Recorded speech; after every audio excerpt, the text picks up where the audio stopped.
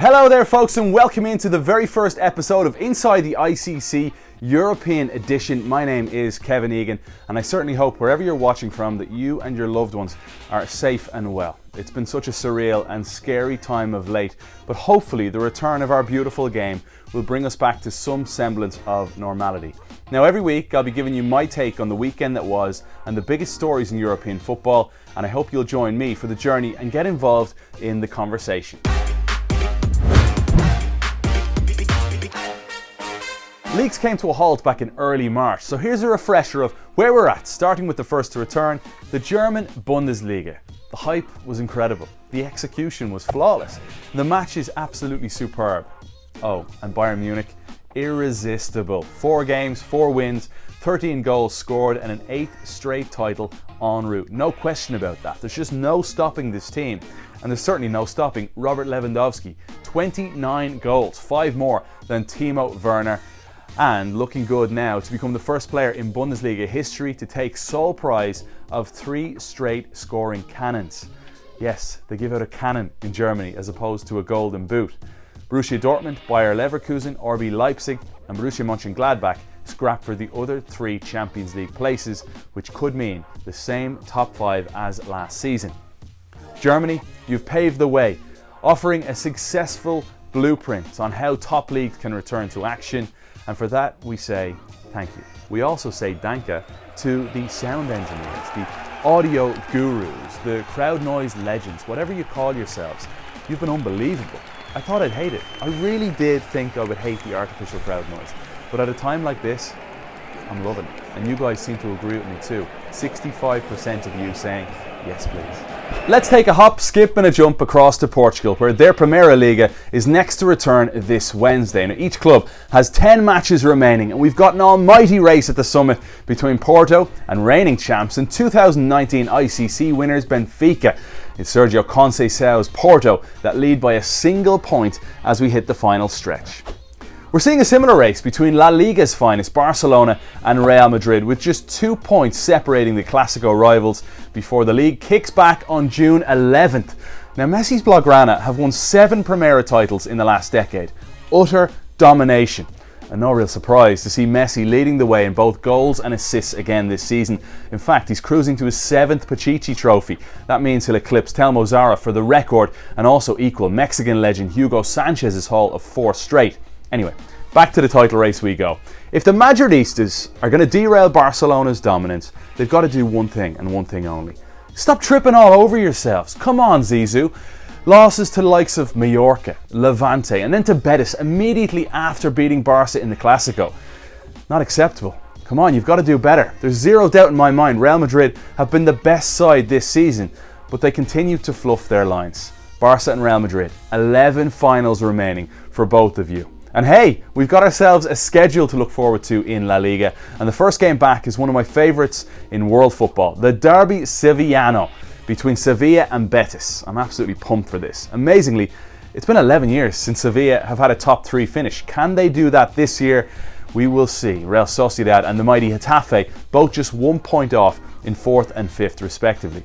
At the other end, I can see about 6 teams fighting in the relegation zone, and above, fresh legs, let's be having you La Liga. Looking forward to your return. And to England we go next, where Liverpool fans must have been going bonkers when it was confirmed that the Premier League will return on June 17th. So let's go back 3 months. Liverpool looking absolutely shattered, and before we hit a pause on the campaign, Jurgen Klopp's men had lost 4 of their last 6 games in all competitions. Now, forget those few stumbles for a sec, because with fresh minds, rested legs, the European champions are just 2 wins away from their ultimate prize, a first league title in 30 years. 25 points back in second place is Man City. They look certain to take the runners-up position. And a remarkable season should see Leicester finish 3rd. Only one Englishman has won the Premier League Golden Boot since the year 2000. Crazy, really. And that's Harry Kane.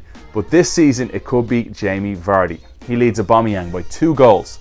Chelsea currently take the final Champions League spot, but competition isn't far away, and what a turnaround it'd be if Ole Gunnar Solskjaer led Manchester United to 4th.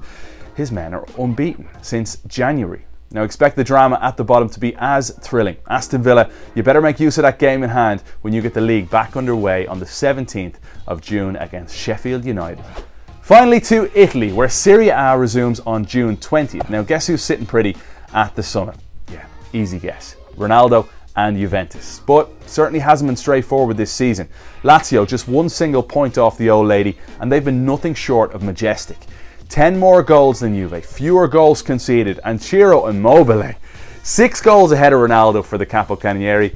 Actually, keep a close eye on him because he's 9 goals off the league record of 36 set a few years ago by Gonzalo Higuain with 12 games left to play. Antonio Conte's Inter have the same issue as Real Madrid. They continue to slip up against much weaker opposition, but third place should be theirs. And then comes the team that everybody should be watching at this point, Atalanta. 70 goals in 25 games. You having a laugh, Gasparini? The minnows from Bergamo are must-see, and more folks are now starting to take note after they scored 8 goals, bouncing Valencia from the Champions League. At the bottom of Serie A, Brescia and Spal are doomed, and then probably 6 teams looking to avoid that final drop. France's Liga is nowhere near as exciting, yet it certainly is topical. The remainder of the season has been cancelled. PSG crowned champions for their 7th title in 8 years. Toulouse and Amiens sent packing to the 2nd division. A tough way to go. It's time now for my ICC 11, a European dream team with this season's top performers. You disagree with me at all? Let's be having you in the comments below. So here we go. In goal, I've got to go with Alisson. 10 clean sheets in 20 Premier League games, remarkable in Europe. No surprise, he gets the nod in at number 1. I'm going with a 4-3-3 formation. At right back, Trent Alexander-Arnold, 12 Premier League assists, excellent defensive record, no brainer. I'm also going to go with Andy Robertson on the left-hand side too. As for the centre backs, I'm going with Gene Decono of Getafe. Who, you say? He's unbelievable. Togo international. He's been a rock at the back for Getafe, conceding less than a goal a game. They're in contention for the Champions League, and he's been linked with some big clubs. Keep an eye on him. Alongside him, obviously we go with Virgil van Dijk, meaning 4 of the first 5 names have come from Liverpool. As the holding midfielder, we look to the best defence in Europe. Real Madrid. Casemiro has been absolutely exceptional. You take him out of the team, Los Blancos are in trouble. In front of him, Kevin De Bruyne, 17 assists for Manchester City, near flawless. Josip Ilicic, the Slovenian, peaking at the age of 32 for Atalanta, 21 goals in all competitions. Now to the strikers we go. Leo Messi. Do we even need to explain why Leo Messi is there? No, I don't. Ciro Immobile, looking to lead Lazio to their first Scudetto in 20 years, also competing with the next man on my list, Robert Lewandowski for the European Golden Boot. It's Lewandowski that leads the way on 29 goals. That is my 11. Do you agree? Do you disagree? Who have I inexplicably left off the list? Let me know. So no teenagers in my ICC 11, but fear not, every week I've got you covered with the top performing teenagers. And for today, I've got the best 3 this season. And there's no doubt about it, I know you're going to agree with me on this. Meet Scandinavia's newest powerhouse striker with brilliant feet, extreme confidence, and a breakout season like no other. Erling Haaland, 41 goals this season across 2 different clubs, 10 coming in the Champions League with Salzburg and Borussia Dortmund. The €20 million buyout clause for him looking like an absolute steal. Love this guy. Next on my list, no question about this one. He's changed the face of Bayern Munich right now, and he's completed this squad. Alphonso Davies scored over the weekend. The Canadian international has been next level. He's exhilarating going forward. He's mature in his performances and now his defending.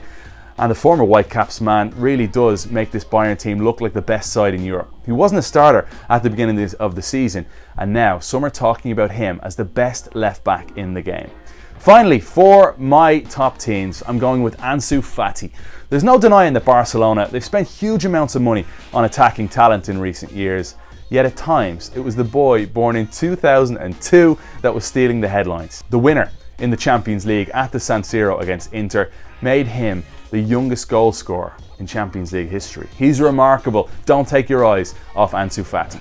A look at what's going on the social front now, and it was such an emotional weekend in the US with protests all over the country after the horrifying death of George Floyd in Minneapolis. Folks of every race and ethnicity standing in the face of police brutality and racism. The demonstrations weren't confined to the US though, and we saw many touching moments in the Bundesliga. US international Weston McKennie wore a tribute on his arm and took to Instagram, talking about what it means to be able to do this on his platform, bringing attention to a problem that's been going on far too long. Jadon Sancho and Achraf Hakimi both unveiled Justice for George Floyd t-shirts after scoring for Dortmund. And Borussia Mönchengladbach's Marcus Thuram took a knee after scoring and after the game posting that image while saying, "Together is how we move forward, together is how we make a change." Hashtag Black Lives Matter. Athletes in front of the watching world using their status for positive change. Bravo. One big news on the transfer front before we go: Mauro Icardi officially a Paris Saint-Germain player on a full-time basis. Top-class striker coming across from Inter Milan. He is there for the future. What a strike force that is. Icardi, Neymar, Mbappe. Can they win the Champions League? Let us know. That about wraps up though our first edition of Around the ICC European edition. Make sure you're following International Champions Cup on Facebook, Instagram, Twitter, and subscribe on YouTube. I'll be back this time next week as we get closer to much more action in Europe's top leagues. Stay safe, take care, and we'll see you then.